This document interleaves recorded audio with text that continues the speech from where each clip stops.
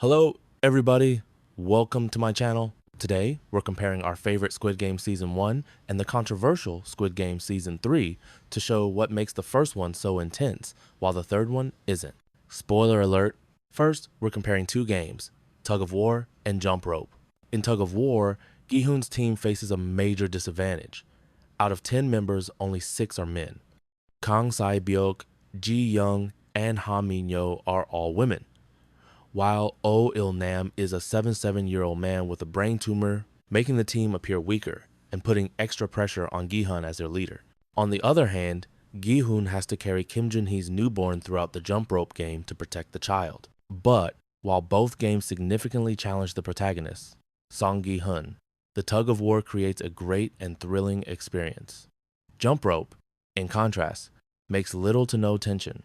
Well, one reason is the use of camera angles. In Jump Rope, the camera is set from the viewpoint of the other players, making the bridge look short and easy to pass. In contrast, the camera was placed low on the ground in the tug of war, pointing up at the players. This technique made the teams look massive and their efforts appear Herculean. More importantly, it made the fall to the pit seem impossibly deep and terrifying.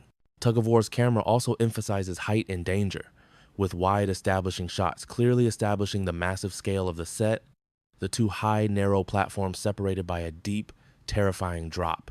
This immediately communicates the life or death stakes. Besides, low-angle shots, looking up at the players from below the platform, even make it taller and the drop more precipitous, enhancing the feeling of vertigo and danger. Moreover, the use of tight close-ups on the players' faces captures their sheer exhaustion, fear, and determination. You see every bead of sweat, every strained vein, and the genuine terror in their eyes, making their struggle incredibly personal and relatable. The scene attempts to create tension through the crying baby and a trembling rope, yet neither feels like a genuine threat. The digital rope appears weightless, as if it exists only within a computer, never truly interacting with the actors or the environment.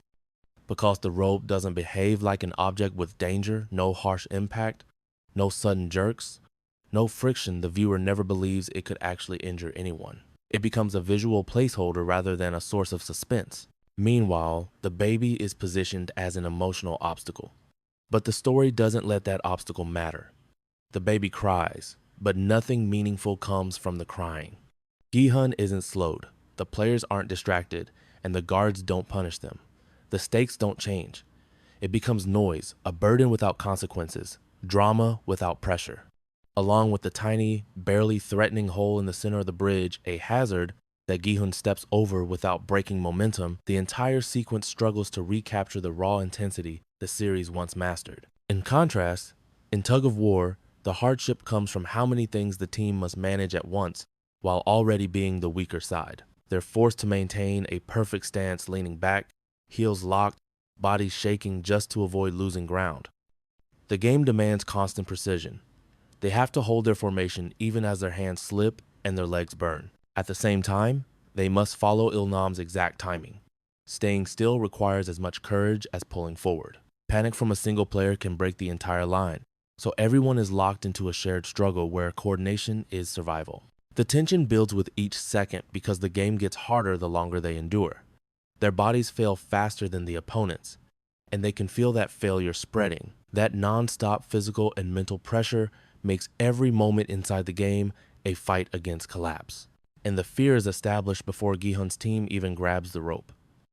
We watch another team lose and drop instantly into the void, their screams cut off by the sound of bodies hitting metal far below. The show doesn't have to tell us the stakes, it shows the fatal outcome in full view. By the time Team 4 steps up, the audience already knows exactly what failure looks like, how fast it happens, and how powerless anyone is once they start sliding. That preview of consequences tightens the suspense around Gi-hun's group. Every stumble reminds us of what we just saw.